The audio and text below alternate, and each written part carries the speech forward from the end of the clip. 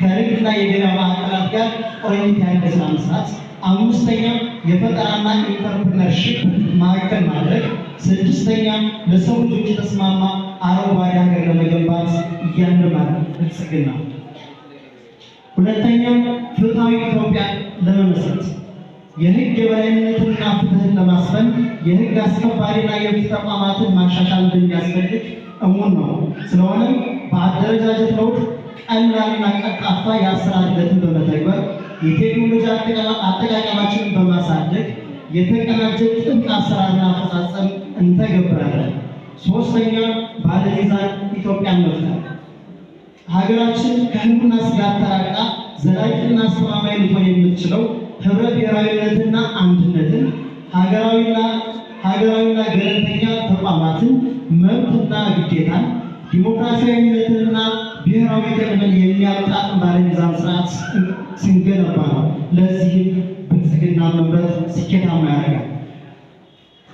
አራተኛ ከዕዳ ወደ ምንዳ የተሻገረ ኢኮኖሚ መገንባት የጥፋቱ መሰረቶች ያሉንን አቅሞች ማወቅ፣ በችግሮች ውስጥ እድልን ማየት፣ ዘላቂ ግቦችን በማማተር መስፈንጠር፣ በፈጠራና በፍጥነት በትብብርና የተለያዩ አቅሞችን በማሰባሰብ ከዕዳ እስረኝነት በላቀ አቅም መፈታት፣ ከዕዳ እስረኝነት በራስ አቅም መፈታት፣ ሀገርን ከዕዳ ምርኮ ማውጣት፣ የህግና የተቋማት ማሻሻያ ማድረግ፣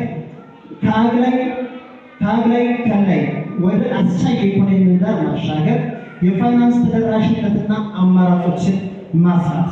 ብልጽግና ኢንዱስትሪያዊ ኢትዮጵያን ለመገንባት ኢንዱስትሪውን ለመዋቅራዊ ሽግግር ማዘጋጀት፣ እድገትን በፍጥነት ብቻ ሳይሆን በዘላቂነት ለብዝሃ ተጠቃሚነት ማረጋገጥ፣ ብልጽግና የተከማቸ የዋጋ ንረት ለመቀልበስ የስራ ፈጠራ፣ የስራ እድልና አስተማማኝ ገቢ እንዲያገኝ ማድረግ፣ የዋጋ ንረትን በከፍተኛ ደረጃ መቆጣጠር።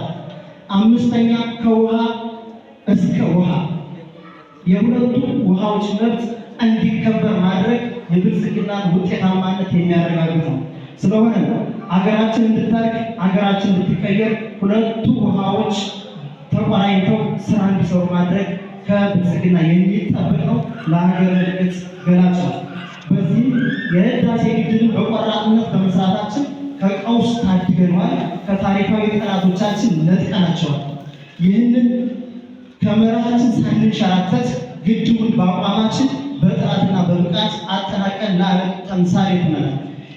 የናይል ተፋሰስ ሀገሮች የትብብር ማዕቀፍ ስምምነት ላይ በተሰሩ ዲፕሎማሲያዊ ስራዎች ምክንያት ከተፋሰሱ ሀገራት አብላጫ ቁጥር ያላቸው ሀገራት ፈርመው በይፋ አጽድቀውልናል።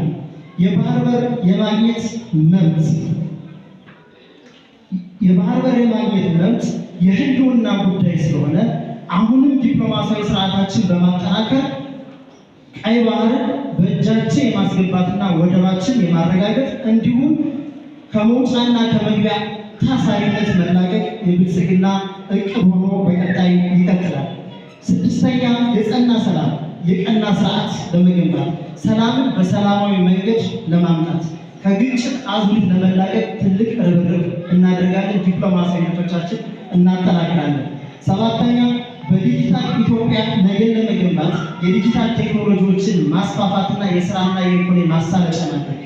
ስምንተኛ ለምግብ ሉዓላዊነት መከበር አበክረን የምንሰራና ጥገኝነት የምንላቀቅ እንሆናለን። ለዚህም የጀመርነው የስንዴ ማምረት ጉዟችን ከብልጽግና ጉዟችን ወደኋላ የማይገታና ተረጅነትን አሽቀጥረን የሚጥልበት ጊዜ ሩቅ አይሆንም ብለን እናምናለን። ዘጠነኛ ጸጋን ወደ ሀብት የመቀየር ፍላጎት። በዚህም ማዕድንን ከእርግማን ወደ በረከት ለመቀየር፣ ቱሪዝምን ከእርግማን ወደ በረከትነት ለመቀየር አበክረን የምንሰራና ጸጋዎቻችን ለቅመን የምንፈጽም እንሆናለን። ኢትዮጵያውያን ሁሉ ያስተሳሰረች ኢትዮጵያን ለመገንባት፣ ጤናማና የተማረች ኢትዮጵያን ለመገንባት፣ አካታች ኢትዮጵያን ለመገንባት አንዱ ብሔር አንዱ የሚገባ ሌላኛው ብሔር ሌላውን የሚጠላ በቆየ ታሪክ የምናውቀርበትን ዘመን በማስጣል ኢትዮጵያዊ አስተሳሰብ እንዲኖር ማስቻል ከብልጽግና የሚጠበቅ ነው። ብልጽግና ሲመረጥም የሚያረጋግጠው ከገጠሩ ጋር የተሰናሰለ የከተሜነት ግንባታ ማስፋት በዓለም መድረክ የተከበረች ኢትዮጵያን ለመገንባት ለኢትዮጵያ ዲፕሎማሲያዊ ልዕልና ብልጽግና ወሳኝ ምዕራፍ ነው። ስለሆነ አራቱ ዋና ዋና የዲፕሎማሲ መርሆችን በመጠቀም የብልጽግና ጉዟችንን እናረጋግጣለን ብለን እናምናለን። እነሱ አንደኛ ሰውን ማዕከል ያደረገ ብሔራዊ ደህንነት ላይ አበክረን እንሰራለን።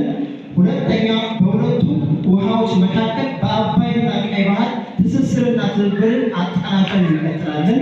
ሶስተኛ ቀጠናዊ ሰላምና ኢኮኖሚያዊ ትብብርን እየፈጠርን ሀገራችንን ከሌሎች ሀገራት ጋር አስተሳስረን እንቀጥላለን። አራተኛ ዓለም አቀፍ ዲፕሎማሲያችንን እናጠናክራለን። ስለሆነ ኢትዮጵያ ወደ ተምሳሌት ሀገር እንድትጓዝ ብልጽግና ይምረጡ። ምልክታችን የስንዴ መድሮ በህብር ወደ ብልጽግና። አመሰግናለሁ።